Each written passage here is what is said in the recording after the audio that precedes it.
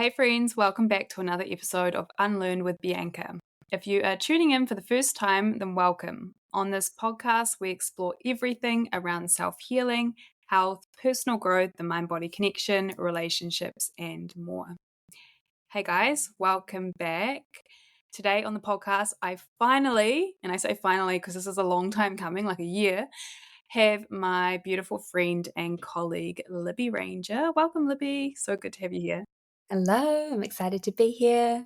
Well, we actually recorded last year, but I can't remember. Something happened. We had a technical difficulty. I think we might have even recorded it and then it did. Remember? We were like, Yeah, I'm oh, sure it would have been my side. But we are here. Today, I really wanted to just keep this conversation, this episode, unscripted, really, because myself and Libby, we have a lot of commonalities in terms of business. We've both started on the same page and really grown in our own individual areas. I thought it would be a great chance to have a good chat. So, Libby, do you want to just start by telling everyone a little bit about yourself and what you're currently doing? yeah. Well, I just wanted to say, first of all, I've been listening to the Unlearn with Bianca podcast myself. So I was excited to come on and I listened to, I'd say I've listened to every episode, but the last one I was like, Bianca, we need to get on air. We need to do this. But yes, hi, I'm Libby. My business is called The Wellness Platform, and a little bit about myself. It's like I haven't been on a podcast interview in I'd say over a year, honestly. I have my own podcast, which is like on a current hiatus. But yeah, I'm in a similar line of work to Bianca. So I studied over in the UK 8 years ago. I studied the lightning process. Was that how long since you studied it? I think I was 2017, so what's that, 7 years? I think you were the 1 year before I me. was running Like, before. the funny thing, guys, when I first went to study the lightning process, I obviously did my research before moving to London, and I had a good look, and there was Libby's little video. How old were you? Like 19 when you first studied the lightning process? You were so young. Yeah. And when I went on to see who had done the training, there was this New Zealand girl. And I think that's when we first connected, actually. I reached out to you to understand more about the practitioner training. But yeah, you did do it before me, and you were very fresh-faced. I was. I remember heading over to London. All of my friends were going to uni here in Wellington. And I just decided, I'd heard of a great success story, a family friend. And so I decided to go and study this course. And I thought I was going to uni, basically. Like I was like, I'm going to uni in London. And everyone's like, wow, that's so cool. And then I go to the lightning process practitioner, start that. It is an institute, like it is a small college, I would say. Yeah. But it was just not what I expected at all. And I was totally fine with that, but it was like me and maybe, I don't know if yours was like this, but probably like 10 other women. No, maybe like 20, Mm. that like my mum's age and older, Yeah. by a Yeah. stretch. Like there was no one else anywhere near my age at all. And I was 19 and I was like so fresh, never been to London, never done anything like that before. But you just embrace it. And I think it was good because those you always learn a lot from a different generation too. So they were like really supportive of me because I was like their little one in the training. Yeah. But yes, I studied that, came back, and then about a year or so later, I started my business, and that was just teaching the lightning process, and then doing a bit of coaching. I was always working part time as well, and then I just wanted the wellness platform was I wanted it to just be like heaps of different wellness modalities, as lots of people do when they have similar businesses to that. Like they have different offerings, but then I was sort of on my youthful path of learning about myself and discovery. So then I went and did my yoga teacher training in Bali. And I did health science at the Naturopathic College in New Zealand. And I sort of was just finding my way, and then taught the lightning process a lot in Australia because when this was years ago, this was when you couldn't teach it online. So I was very much traveling here, there, and everywhere, which was really fun. And then, I met Bianca. We met in person somewhere in during that time. And then we started doing our missing link talks.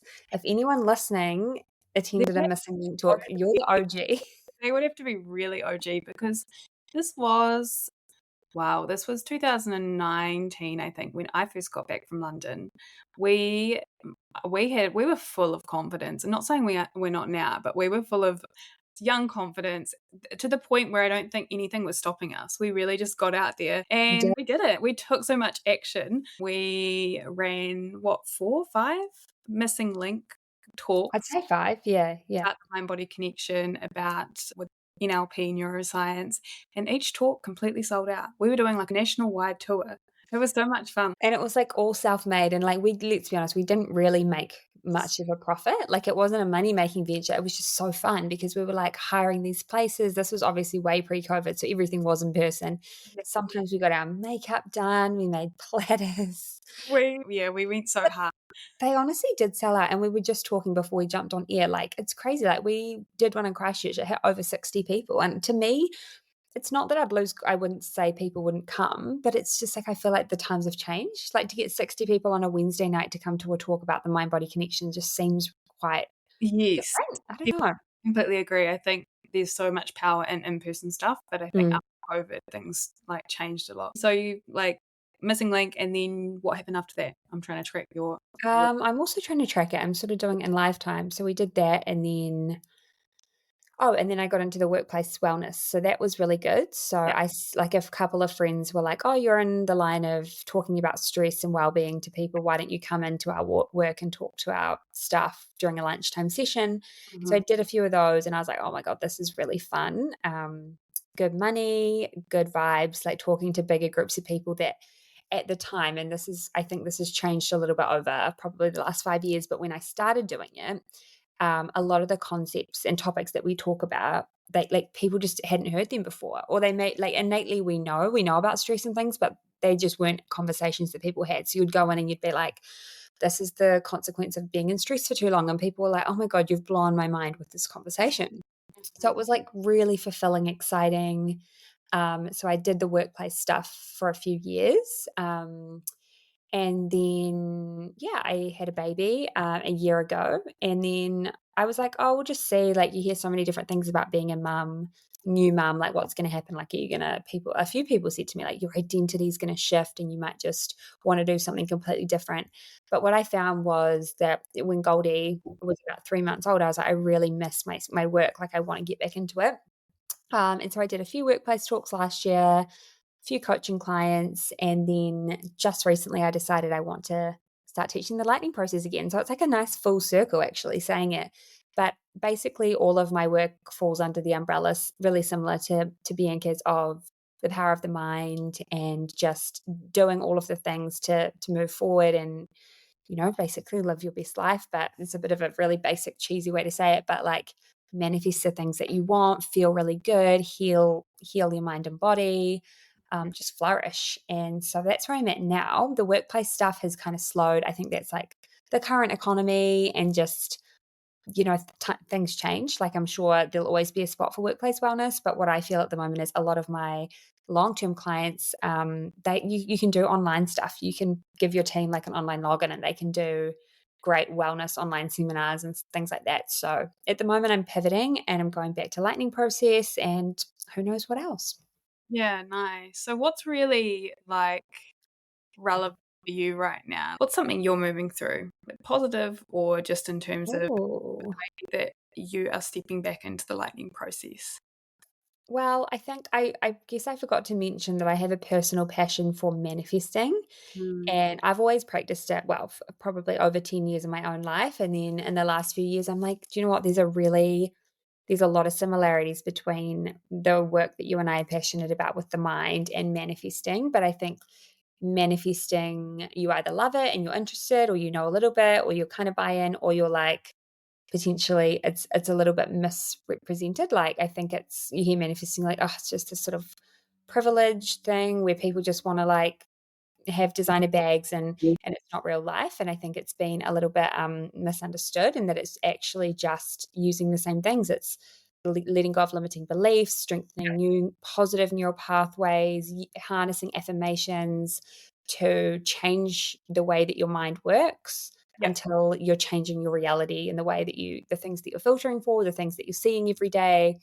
But it's so good that it feels like magic. And I think that's along the way people are like, oh, manifesting's like a magic spell. And it does feel like that sometimes. Yeah, for sure. And I think I did my last episode on co-creating and manifesting, and there was almost still a bit of me like, oh, it's that whole like science, neuroscience versus spiritual, or so Yeah. I think it's spiritual. It's really not. It's very grounded in science, these principles. Yeah. But even just getting past the idea of it's something that just magically happens. Like you can actually train your brain to think in a specific way, shift your energy, align with your goals, and then things start to happen. And one thing I actually wanted to say on my last episode that I forgot to say was around the fact that it's not just positive thinking. Like I think sometimes people think if I'm manifesting, I can't think anything negative and I'm not allowed to have any negative thoughts. And if something negative happens at all is because I was thinking negatively or I have these beliefs that are limiting me. Can we talk on that a little bit? Because I didn't get the chance to say it on my last episode. What are your beliefs around that? I personally like to see manifesting as a bit of a game and knowing life happens, but it's about not taking it too seriously at the same time. Knowing Yeah, definitely. And I have a friend in Sydney and her fiance, he's like he's a surgeon and he's really like, science based. And he said to me, like, I totally get manifesting. It's like the coding for life or something along the lines of like it's like coding your life the way you want it to be. And I was like, I like that. Because yeah, it's definitely not about never being negative. That's not the approach that you or I have ever had. Like even when we're doing the missing link and lightning process, it's like there's always going to be a time and place for like having a flat day, having a flat moment. Life happens, grief, like these different pockets, ebbs and flows. But it's just like the majority of the time being able to train yourself to be in a good state so that you can attract good things back to you. And Yep. that's what the law of attraction states, is that like attracts like. And so if you're able to get yourself into a good vibration majority of the time, you're going to be so much more likely to attract those good high vibration things back to you. Mm. And so it's just knowing like when is the right time to do that. Like if you've been in a rut for a week and it's kind of like self-sabotage and you need to just get over the thing that it is, then you can put the tools into practice. Mm-hmm. If you have something fairly serious is going on for you and you're just not in a place to think about manifesting, then don't. Like it's not your time. Life's not always going to be rainbows and sunshine. Like I had someone on my manifesting course recently and a family member passed away and she was like, I can't even think about it right now. And I was like, well, yeah, like no one would expect you to. Absolutely. Ebbs and flows, like you said, like Yeah, seasons in life. And sometimes seasons. I believe we have things come up on our life path because that is just part of our, we don't get choices. It's just destiny. It is what it is. And sometimes the best thing to do is just to surrender to that moment. And like you just said, pick up the tools when you feel ready, when you're in that space where you want to create and you have that energy to.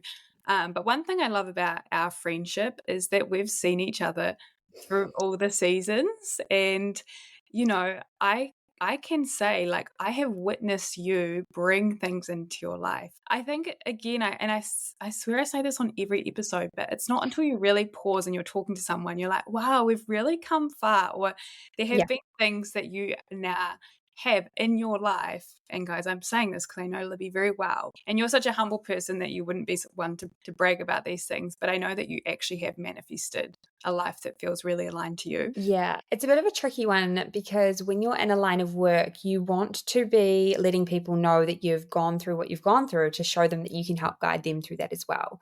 Mhm. And so, like, with my new manifesting is kind of just like a little side hustle, I would say, within my business. Like, I'm kind of just experimenting with it. And I've got a few courses available that people can just buy and do at their own pace. But it's like, I really want to scream from the rooftops like what manifesting has done for me, but it's like such a fine line because then when are you like showing off? Like I do get the ick a little bit when people are like so in your face because obviously just the times that we're in, like not everyone has, but then also you want to be like, but you can like do it if you learn how to manifest. And so yeah, I don't really talk too much to what I've manifested, but having a friend like you, we've been friends like across that period, like you've seen it. And Yeah. you've done it too, of course. I know, and I want to talk on what kind of things you actually do, your practices in a Yeah. minute. But on that really quickly, that push and pull between standing in our power and our truth fully and being seen and being heard and fully, yeah, shouting from the rooftops. That's something that we've both really, I think, grappled with. And I feel like we are both really stepping into owning our truth, regardless of how it is perceived. But it is definitely something that I'm with you on that one too. Like it's being really aware of everyone else's journey and stand in your truth as well. It's social media for us as well, I think. Like well, I'll speak for myself, but I get a lot of like I'd say my business is like quite firmly rooted in Instagram, for example. I've got a website, but most of my leads for any of that work that I discussed have always come through Instagram. And so then there's this like sort of pressure. I love it. I love Instagram. I love creating stuff, but there's this sort of pressure to be like, well, I've got to show up today and what value am I going to bring and how am I going to relate it back to me and show my face behind the business.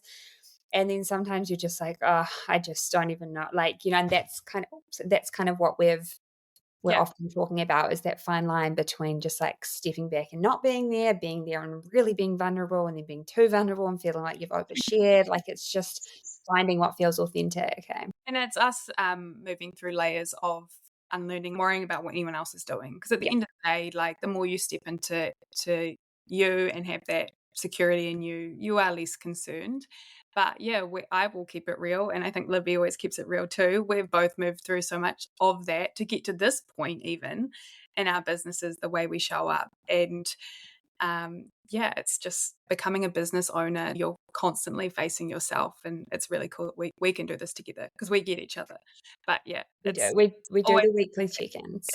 yeah, We're often on the Mondays like, okay, what's going on? What's the goals? And we'll keep each other accountable for the reels. we do, we We do. have to. Yeah, because it actually constantly showing up for me as well. That's something that I don't know. I think it's actually just organization too with the reels, but I'm so impressed by people that are doing reels every single day. It's just doing them in an authentic way, isn't it? Because authenticity is like the root of like any of the stuff that usually you and I are going through. And that's what we're always coaching each other on. And I caught up with this friend the other day and I was telling her how Bianca and I, like, we're each other's kind of basically like, so we're sort of like business. We have That's our own thing, but we're like completely in alignment. And I was saying like she's always high when I'm at a low. And so she's like do this, do this. And I'm like, no, Bianca, like I might quit my business. And then like obviously that's just the ebbs and flows of business. The next day I'm like, okay, cool, great, got a great gig. And she's like, I might just like not do Instagram. And I'm like, no, no, no, no, no. Like we're always picking each other up, and that's the beauty of it. yeah, I love that. I'm so grateful that we've got that unconditional, just like, nah, you're in it forever. And we will be, trust me. There's no going out of it now. But yeah, it's definitely and it's inner work that you have to do to run a business, definitely. So back to your manifesting or co-creating, I like to call it, Yep. things that you do. What sort of tools do you implement, or what principles do you lead your life by? Oh, okay. Let me think about this.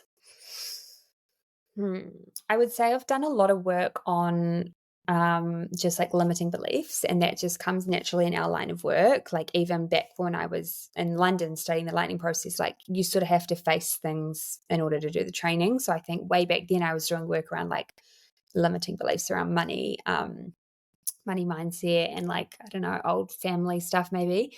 And so I think like you don't have to go through it, but it's going to help you. It's going to help clear your path for manifesting or co-creating. And you don't need to do it all at once, but you just need to be prepared to do it at some point, because it will help you just be open and ready to move forward.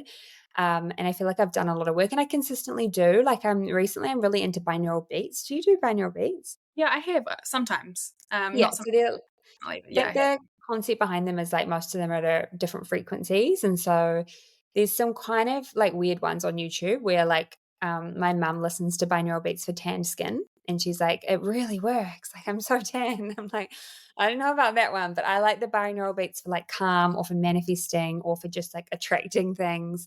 So I'm kind of into that. In terms of like, I feel like I've done a lot of deep work on my limiting beliefs. I'm not really looking at them every day anymore because, like, Yeah, ideally they're kind of healed for now, yeah, like the deeper ones. Yeah. And then I'd say, like, the second principle is that's like firmly rooted in my everyday. It's just like really reflecting on the circles of control, which is just like being really aware of what I can control in a day and what I can't. And so, an example of this might be like something comes up in my day and something comes up in everyone's day, and then you've got the choice of how you're going to then go forward. Like, and if it's something not so great, are you going to like ruminate on it, stress about it, allow your body and brain and day to kind of just spiral? Or are you just going to recognize what you can do, what you can't do what it is, and then kind of like release it? yeah, Um, and I mentioned I've got Goldie, who's one, but I've also got two lovely stepdaughters. And so like it's quite busy, you know, in my house, and I'm also trying to do work when Goldie's asleep. And sometimes just things come up and I'm like, I could really just like, I'll feel like the normal human response to like be grumpy or stressed. And then I'm like, no, I'm not, that's not where I'm going today. I'm keeping my vibration good. And so then I'd implement a different tool. And I think my everyday tools would be things like nothing no one's heard before, um, not heard before, but I really love scripting. I don't do Mhm. it every day, but if I just feel like my week's not really going to plan or I'm just spiraling a little bit, like just honestly sitting down, doing some future scripting, priming my neural pathways for what's happened or writing it as if it's already happened is so, so powerful. Visualization is like, well, one of the, yeah, as you know, one of the most powerful tools we can ever tap into. Like the brain not knowing the difference between what's right in front of us and what's not is just, we can use that to our advantage. We can prime our neural pathways. We can feel the feelings of having the things that we want. And that's a really quick way to change the state, but also just to kind of like remind yourself of like, I don't know, feelings of hopefulness and excitement and things like that. What else do I do? I think those are my two affirmations I love. I'm just working on like a little free course on affirmations because I feel like affirmations are like, I don't know, when I hear the words like meditation and affirmations, I kind of like get bored by them in my head. Do you know what I mean? Like they're just like, oh, you know, like I don't really have time. But they're so, so powerful when you do them properly. Yeah. And so what that might look like is like even going to sleep at night, I'm lying in bed and I'm thinking about the day and I'm trying to switch off like we do, just replacing any worry, any future like kind of anxious thoughts with just like really good affirmations that are really potent to me. So Mhm. not just necessarily generic ones, like everything works out, but like, okay, what am I going through? What's the issue? What do I need to hear that's going to really strengthen a positive neural pathway? Because last thing at night and first thing in the morning is when your brain waves are so slow, and that means your brain is so malleable to make changes like Yeah. cement affirmations. So yeah, I'll just be lying there and I'll just be saying them, and it kind of slows down my, you know, gets my body nice and parasympathetic, things like that. Yeah, for sure. And I think a lot of now that you're saying that, I really think about our lightning process work because people that don't understand the work we do, a lot of it is around retraining the nervous system and neural pathways. But there is quite a big element of learning to coach yourself and learning to Mm, speak to yourself the words and the language that are going to activate the neurology that's really life enhancing. I am for affirmations, but something that's really important to me is like, and I don't know how you feel about this, but saying them that actually feel that you can really feel into, that feel relevant to you with your current programming. And I've used this as an example on the podcast before. Like, I completely love every single inch of my body. And it's like if someone's really coming from a place of um, not liking their body and saying that you're not going to feel into it, it's not going to feel safe. So I think meeting yourself where you're at, which is probably where you come in with the relevant to you specifically, which is really important. yeah, it's like congruence, like saying it like you mean it. And if you've never felt that confidence in your body or you've never felt good about money, to then be like, I am attracting like $1 million this year, like that's just going to be like a throwaway statement that at no part of your makeup do you believe. Something more appropriate would just be like, I am, you know, like, what would it be? Curiosity around it. Like, I'm interested to see how money can make its way into my life. Like, just getting, instead of it being like the cemented thing that's 100 and you're at 0, it's just finding the mediums until you get up to that kind of Yeah. belief. Yeah, I think we're definitely on the same path with what we use day to day to keep those mental habits really working for us. But again, I really reflect on how much work we've done on ourselves since we studied that. I think when you're trying to track back to what you actually do, it's because so much of it has become a way of life and a way of thinking. And I often say this to my clients, like as you are more consistent at becoming aware of your thoughts and your energy, the choices become more present. Therefore, you can redirect thoughts faster when they come up, or Yeah. redirect your posture or your breath or anything in that realm. But I've always admired you for being like, even back to our missing link days. You've always been really good under pressure and under stress. Yeah, you're just such Oh, thank you. an adaptable in a positive way I person. probably learned that through the lightning process, honestly. Like, if you were going to ask me what the lightning, because as you guys listening probably don't know, I never did the lightning process as a client. So that was quite a unique thing about me doing it. Like everyone else in my course had done it because they'd had these recoveries and they were really inspired and wanted to, but I didn't. And so I think, yeah, like it's taught me some invaluable life skills. And one of those is like, I don't get stressed. I don't know if that's a belief that I have, but on Friday night, a couple of nights ago, one of my partner's kids, I just bought this like ceremonial cacao. Like I'm in my cacao era. I just bought it $70, sitting in this glass jar. I've kind of been ripped apart for buying it by Matt himself. He's a chocolate expert. He's like, why did you waste money on that? Like, that's not even ceremonial. I'm like, no, it is. Like, it's heart opening. Now you're in your cacao era. I love Yeah, I'm this. in my cacao era. So it's like sitting on the bench, and then the little one, Charlie, like comes in, like gives me a big hug, and just like the elbow catches the jar. It just shatters. The baby's on the kitchen floor, 1,000 pieces of glass, all my cacao in the glass. And my brother Ted was there, and I was just like, oh, like I just like didn't even really look at it. And he was like, whoa, stress response under control. And I was like, yeah, thanks. Actually, that's a flex. Like, I'll take that. Like, I mean, there's probably things I would react to, but in that situation, I think, remember, I know we've both messaged us each other at times when we're on flights or something, and we, I think we've both done it to each other. And let's say your flight's delayed, or you have to stay on the plane like a little bit longer, and in those moments, you can really tell where people's choices are, because you yeah, might be sitting there like, okay, this is completely out of control. yeah, Can't do anything, and then yeah, everyone's up in arms, and yeah, you're just sitting there like, oh, I've got my choice here. I can come yeah, my breathe. yeah. What are my options? It's so interesting. But yeah, that's not something like, those of you guys that don't know me well, me and Libby used to laugh about this a lot, but I'm definitely I've come a long way with patience and calmness and letting go, because naturally I'm quite I don't know what the word would be. I oh, Well, like an example would be like we would be preparing for the missing link, which was like a public presentation, and we're two opposite ends where we need to meet in the middle, because I would be like, we don't need to practice, like it's fine, and Bianca would be like, we need to practice like at least 5 more times. yeah. I'm like, we need to do well, and you guys need to do this. So yes, part of my learning has been unlearning control, letting go, and yeah, I feel like I'm heading your way. I don't get too phased about too much anymore. But that's, I guess, what happens when we get older and go through things in life as well, that you really can look at your circle of influence and circle of control too. Yeah, yeah, and I think it's just as what we said earlier about manifesting, like there's a time and a place. It's not to say you never will have stress or times of frustration, but when you can control it for the majority, Mm. it's just so much more beneficial for your body. You just can kind of like, it's like that wave of life that we talk about. You can just ride and be like, okay, that happened, but it's not actually going to run my day and my week and my month. It's just life. Life, yeah. Yeah. And on life, how has your transition into motherhood been? And has there been anything that stuck out to you?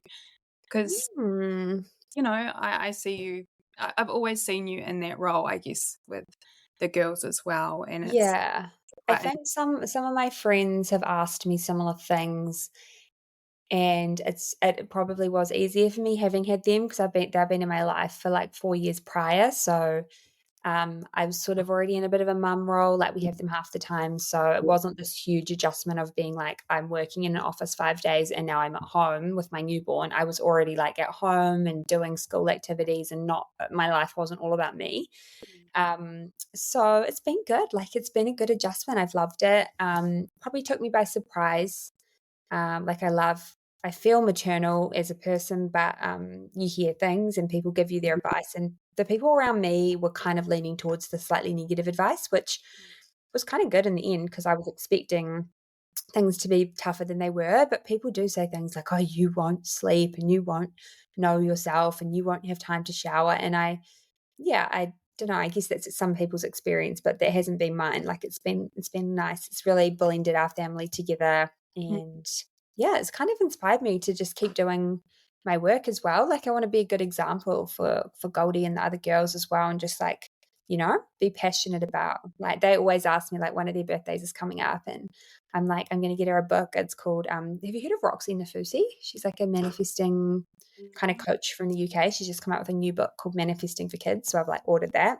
Oh, cool. Because I think, especially in our work, there's so many things that we can implement, like that I'm so excited to teach. And it won't always be perfect. Like even Goldie already has like tantrums, and I'm like, like no amount of like redirecting is going to help here. But I don't know, even in the way that we talk about ourselves and like limiting beliefs and things like that, like it's so exciting of what we can implement. The relationship you have with yourself and then, your daughters or sons, children Yep. will really feel that energetically and unconsciously pick up on the way you talk to yourself or your limiting beliefs, which isn't to scare people either because everyone's human. But I think that's so like cool that you can be aware of that as you're stepping into motherhood as well. Do you Yeah. think your values have changed or do you feel more cemented in your why or who you are? Because I've really sensed a shift of you just showing up as you. Oh, Oh, thanks. I think you hit the nail on the head like that, and I probably wasn't even gonna say that. I wouldn't have remembered, but that's it. That's like the number one thing that has helped me with. And I think people say this, it's quite a common thing. People are like, when I had my child, like I it's not consciously like I don't care what people think anymore, but it's like you just have this different rooted sense of purpose. You're like, well, like I'm just here to be me. It just kind of gives you this inner confidence, maybe. I like that. Again, maybe not everyone's experience, but I have heard a lot of people say that. And I think yeah, just when God was born, I was just like, oh, like, I don't know, it's time to be. This is the journey I'm currently on. It's just that I'm doing Bianca's self-sourced course at the Yes. moment as a client. And I just asked her if I could do it as a client because I was like, I want to do this because I'm just on my journey this year of like tapping into that authenticity. It feels so freeing when you just show up as yourself and you're not, it's like you just let all the noise go out of your head and you're like, I'm just going to do me Yeah, and also with that comes things then tapping into the conversations of like boundaries and things like that as well. for sure. Because that Yeah. quote that you shared and then I reshared it about like the difference between like being nice and then just being a good person who can also say no. Yeah. I think I'm going to do a podcast on that because I've read a few quotes and people pleasing recently that have really got me inspired to say something on that. One thing I was teaching on self sourced, just I guess something that I really feel to be true is that everyone has this innate radiant power, authenticity. And rather than seeing it as something that, oh, she has and I just don't have that, it's about unlearning and taking off the layers that have actually held us back from being grounded. And you said that word rooted in who we are. And it takes, it takes time, it takes practice, it takes self compassion. We go through ups and downs, and sometimes we're there, sometimes we're not. But I truly believe that everyone's got that. But having Mm. to really like look at ourselves is the thing that helps us get there. Well, when you said that on the course, and I was like, it was so true. Like it's innately within us all. And you hear people like our mum's age and older Yes. say things like, "Oh, it took me 60 years to not care what people think." And it's like, what if we could expedite that to be feeling that? Because they don't care because they're like, I don't care anymore. But like, it would be so freeing to With that at a younger have age. that at a younger age because it just helps you go through life so much more seamlessly. Like you don't get caught up in what someone said or who's watched your story or who's commented because you're like, it's not worth my energy. I know, and it's so funny you should say that. Half of the reason why I feel like I've really been feeling to do this more is because of watching my mum, who'd got there, Yes. but it took her a long time to get there. And the conversations we had, this might sound a lot for people listening, but before she passed, we're really focused on this, like just be Mm, yourself, like mm, worry about what other people think. So I know, like I'm getting there, and you can probably feel it and see it because you've seen me 100%. on my journey, and Yeah. vice versa. Mm, I think it's so available to all of us.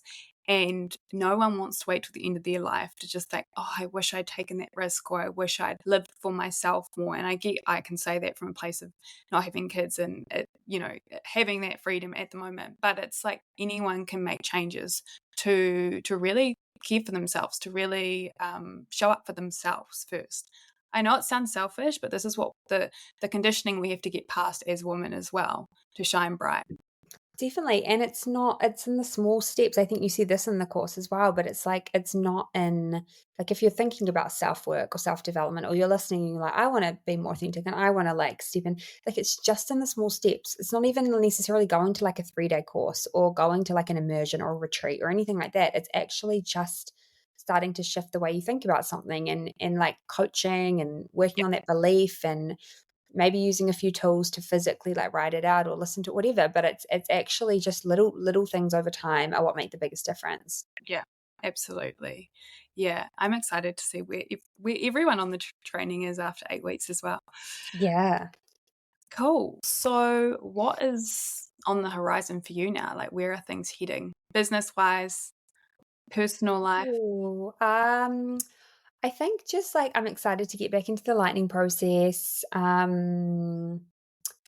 See where the manifesting stuff goes. I kind of try not to think about it too much. I don't even really set business goals at the moment. I just go with the flow and I'm just like leaning into what feels nice. And I think you and I were speaking about this, like we did the same training. And I used to get a lot of DMs and emails that are like, oh, hi, Libby, I'm interested in getting into your line of work. Like, what did you study? Where did you study? How did you get into it? And I think my advice, and then I'll see what you say, B, is like just start somewhere because it might not be where you end up. Or for me, like I've come back to it, but also it will just help you get on track, and you might something in your course that you're doing might just like spark something and you might be like, that's kind of like my niche that I want to go into. Because I would say Bianca and I have like very identical beliefs and values about our businesses and our clients and all that sort of thing, but we also within that have like little passions. Like as in, I really want to teach people manifesting, and Bianca's got her amazing self-source course, which is about like stepping into your power. Like they're just kind of slightly different niches. Yeah, yeah, for sure. I totally agree with the just starting somewhere, because when I first studied, I don't know about you, but I was very much like I couldn't see further than the lightning process. And actually that's still the majority of my work. But Mm, as you start to get the clients and you start to teach, you start to like really feel into what you're resonating with or what area you are, and then you take the next step and the next step and the next step. And for anyone who's really likes to have things perfect, it's not going to happen like that. That's the thing. mm, Just know it's not going to work out like that. I think it's really about changing your relationship to failure and knowing that like pivoting is good, and yeah. actually saying, because one thing that I've really had to work through as I'm keeping the lightning process, expanding into like mind flex, workplace well-being, doing self source, is actually being strong and rooted in like it's okay that I have multiple offerings as long as they're clear. And that Mm, just have to be one thing. Myself and Haley talked about this too. Like you can be multi talented, you can work in many areas, but it's about you being really sure in what you're doing and stepping in and owning that area. But mm, when starting, I'd say, yeah, just start somewhere. Like there are so many courses and so many things I would love to do. If I had all the money in the world, I'd be doing like 1,000 different things. But start somewhere and then just do the next thing. And then yeah, you start to find what really lights you up along the path. And like you said, Lib, you can always come back around, you can always yeah, circle back around. yeah. Just lean into what feels good and then trust that like I saw a really good quote, I can't remember it, but it was just like whatever lights you up, like just follow that. Even if you're working a normal job and you're not just gonna fully branch out into your own business or whatever, like just spend a bit of time on that. Like spend an hour on the weekends because that's what will like that's all about being on the path of authenticity as well. It's like following What what your lights light is. Yeah, Yeah. I agree with it as well. Just and if I look back now, I would actually have worked a bit more in a full-time role or a part-time role, so I didn't have the stress of trying to make Mm, meet with money, and especially during a difficult season. I think that aside, you just hit the nail on the head. Even if you're not starting a business, especially for females, I feel, because so many of us are in that masculine energy where we're doing, we're paying the bills, we're sorting stuff out, we're just living life, right? And there's no room for a lot of us for that creative pursuit or just doing something that lights you up, that makes you feel good. It doesn't even have to be work related. It could be like gardening or making a nice meal or taking time for yourself, going out into nature. Anything that makes you feel good is just where you start to create the space for those like ideas to drop in, and you can start to tune into the next step from there. Because I think a lot of people are like, I don't know what makes me feel good, I don't know the next step. And it's like, give yourself some space, just take the pressure off of having to yeah. have it a certain way, and it comes from that place. Yeah. And also push past the kind of like being the beginner, I think is a really good one. Like with you with your dancing. Is that what you do you refer to it as dancing? Yeah, it's amazing. And it's like, of course that's gonna be hard. Like if I like this girl that I know told me that about a dance school here in Wellington that does the same sort of dancing. And she's like, just come along. And I was like, my friend Bianca does it. She's like, just come along. And immediately I was like, but I couldn't. Like, I couldn't. I don't know how to dance like that. And she was like, no, but that's the whole point of going. Like, they teach you. And then I was like, oh, so sure. Don't let the fear of being a beginner stop you from starting, because And I everyone's a beginner at some get it, point. because everyone thinks, even if people watch us, sometimes they're like, well, they've just got it. It's like, no, we No. have, trust me, no. We have shown up consistently. We have pulled each other out of the trenches at times and continue Yeah. to show up. And that's what it's about. It's just about like taking those steps even when they are scary. And both of us, I think, knowing that we tend to like things to look nice and we like to sharpen a certain way, we've had to get past that and keep showing up. So just start, like literally just take a step, either a passion project into business, study. And one thing I've had to move through as well is that the financial blocks, because trusting things will come back around. Because one thing when you're in business, it's like a different mindset than working 9 to 5 and knowing that that income is there consistently. So if you're like investing into a course or something, you have to really put trust in yourself that eventually, if you're studying something or if you're, I don't know, doing like a weekend course or something, that is not only study, but that's going to enhance you as a person. So you can Yes. go out and it will come back financially or with clients or, in whatever way, shape or form in the future. Yeah, just on that. So when I did my yoga teacher training, that was like, I think it was maybe $7,000, but it was like inclusive of traveling to Bali and staying there and everything. And at the time, so I did it and I came back and I didn't start teaching yoga. And so, like, I don't know how it was in my life. Maybe some friends or family were like, but you spent all this money, you got a loan out and you're not even teaching yoga. And it just never even like bothered me. Like, and because it's exactly what you said, it was like innately, I didn't actually do it to be a yoga teacher. I did it because I wanted to like put myself through that and experience the development that would come from 30 days meditating. Like, it was quite tough at times being that much time with myself in my head. And I think that happens a lot, particularly with like things like yoga teacher training, where it's like it's an immersion. It's not just to get the certificate; it's actually the journey. Yeah. Yeah. Yeah. I remember Mm. that. God, you've done Yeah. a lot of things now that I think about it. But do you know what? I actually just enrolled to. I want to be a yoga teacher, so I'm doing full circles at the moment. I'm like closing off my circles. You know what yoga I really wanted to teach, and I actually signed up to a course on it a few years ago, but I had to cancel. Something came up, but trauma-informed yin yoga, I think, is really Oh, cool. special. Yeah. Yeah, because it's just really slow, like a lot of opening poses as well. I'd love to Yep. do a course on that eventually. Yeah. But amazing that you've got, yeah, I love the fact that you've done the nutrition, the mind, body, and brain, like everything. And for those listening, myself and Lib, at a time that works, sometime soon, we're thinking of doing a day retreat as well. So I'm sure we'll be bringing in elements of that too, to that. Yes, I feel like we've always been like this, like yin and yang. We've got a good combo and we miss in-person connection and we want to host like a beautiful day and we'll do yoga and we'll just, yeah, keep your eyes peeled for it. I think we're thinking early, end of November, early December, sometime around then. Yeah, get planning. So if people are listening and they're really resonating to what you're saying or they want to check out your services further, what current offerings do you have? Where can people find you? So I'm mainly on Instagram, _wellness platform. My website's got like my offerings and prices, but at the moment, as I said, I'm teaching the lightning process. I do one-on-one coaching, and I have got my manifesting courses. And I've got a new one that I just released this week called Manifesting Love, which is like specifics for. I feel like it's the process that I've gone through. Actually, Bianca, you need to probably do this. The person you're manifesting is close by, but you could do with it. I have my manifesting practices, but I wouldn't mind just getting a You little do. one. It's more just specifics to like the fun parts of like when you really want to get clear on who it is that you want, and not like on Love Island where they say like my type's like brunettes. It's like what sort of values do you want Man, your finance. like I want my person to like want to travel and I want them to like help me grow and blah blah blah, like getting really clear on that. So that's just fun little passion projects that I whip up. But yeah, that all the information is on my website and Instagram. So yeah. Awesome. And just for those listening who haven't listened before, if we've been throwing around the word the lightning process and you guys are like, what actually is that?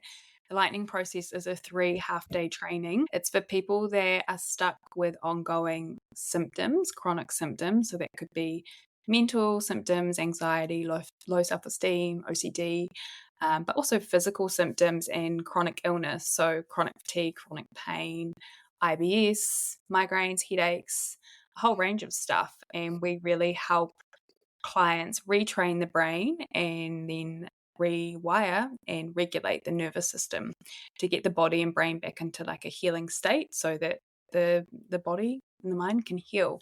It's really powerful training. It is. It's a little bit different, but I think when you're ready to do anything for your health and to get things back on track, like it's the perfect thing.